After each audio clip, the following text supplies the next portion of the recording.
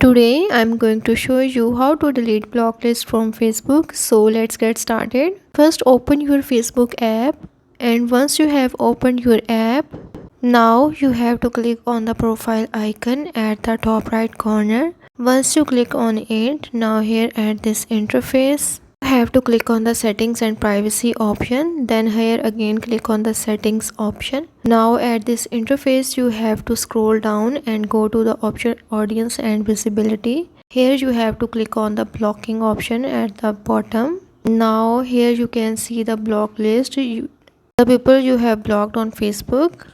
Now to delete this list, there is only one way. You can unblock them, but there is no actual way you can delete this list without unblocking them. A lot of videos related to this issue on YouTube are actually fake. There is no hard and fast rule to delete this list. So that's how you can delete block list on Facebook.